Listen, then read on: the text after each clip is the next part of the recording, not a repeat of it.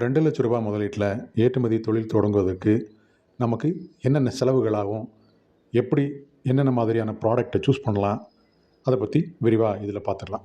First registration process, நிறுவன பதிவு மற்றும் டாக்குமெண்ட்ஸ், குறிப்பாக ஜிஎஸ்டி, ஐஇ கோடு, ஆர்சிஎம்சி இதுக்கெலாம் ஒரு 15,000 25,000 வரைக்கும் செலவாகும். சாம்பிள் வெளிநாடுகளுக்கு அனுப்புறதுக்கு அப்படின்னு 20,000 30,000 நம்ம தனியாக எடுத்து வைக்கணும். ஏன்னா இந்த செலவு பலரும் கணக்கு பண்ணுறதே இல்லை. ஏன்னா சாம்பிள் அனுப்புறதான் நம்ம எக்ஸ்போர்ட்டில் ஒரு கிக் ஸ்டார்ட். நம்ம சாம்பிளை பார்த்தா அடுத்து பையர் ஆர்டர் கொடுக்கறதுக்கான வாய்ப்பு அதிகம். அதுக்கடுத்து பார்த்தீங்க அப்படின்னா டிஜிட்டல் மார்க்கெட்டிங், இது இன்றைய தேதிக்கு மஸ்ட்டு. பல்வேறு வெளிநாடுகளில் நம்ம ப்ராடக்டை மார்க்கெட் பண்ணணும். ஆன்லைன் மூலிமா மார்க்கெட் பண்ணுறதுக்கு ஒரு 15,000 ஒரு 25,000 பட்ஜெட் வச்சுக்கோங்க. அதுக்கடுத்து பொருள் கொள்முதல் அப்படின்றதுக்காக ஒரு ₹1,00,000 தனியாக எடுத்து வச்சுருங்க. எதிர்பாராத செலவுகள் அப்படின்னு ஒரு 20,000 வச்சுருங்க. எந்த பிஸ்னஸ்க்குமே இந்த மாதிரி எதிர்பாராத செலவு ஒன்று வந்தே ஆகும். அது எதுக்கு வருது, ஏன் வருது, இந்த மாதிரிலாம் நம்ம செலவு பண்ண வேண்டியிருக்குமான்னு நம்ம நினச்சி கூட பார்த்துருக்க மாட்டோம். அந்த செலவு வரத்தான் செய்யும். ஸோ அதுக்காக ஒரு 20,000 வச்சுருங்க. மொத்தம் பார்த்தீங்கன்னா ஒரு 1,70,000, அதாவது 1,70,000 ₹2,00,000 வரைக்கும் நம்ம இப்போது இதை இந்த செலவுகளை பட்டியலிட்டிருக்கோம். இப்போது தமிழ்நாட்டில் இந்த பட்ஜெட்டில் என்னென்ன பொருட்களை நாம் ஏற்றுமதி பண்ணலாம். குறிப்பாக தஞ்சாவூர் பொம்மை, தஞ்சாவூரில் இருக்கக்கூடிய ஓவியங்கள், மர சிற்பங்கள், இதுக்கெல்லாம் பெரிய அளவில் வெளிநாட்டில் தேவை இருக்குது. இது போக இமிடேஷன் ஜுவல்லரி, இது கோயம்புத்தூரில் அதிகமாக கிடைக்குது, சென்னையில் அதிகமாக கிடைக்குது. ஸோ இதெல்லாம் அமெரிக்கா மற்றும் ஐரோப்பிய நாடுகளில் நல்ல வரவேற்பு இருக்குது. அதுக்கடுத்து ஈகோ ஃப்ரெண்ட்லி ப்ராடக்ட்ஸ், இது இந்த கோகனட்டு, தேங்காய் சிரட்டை இருக்குது இல்லைங்களா, கோகனட் ஷெல், அதிலிருந்து செஞ்ச பொருள் நிறைய சொல்லலாம். சணல் பை எல்லாமே ஈகோ ஃப்ரெண்ட்லி ப்ராடக்ட் தான்.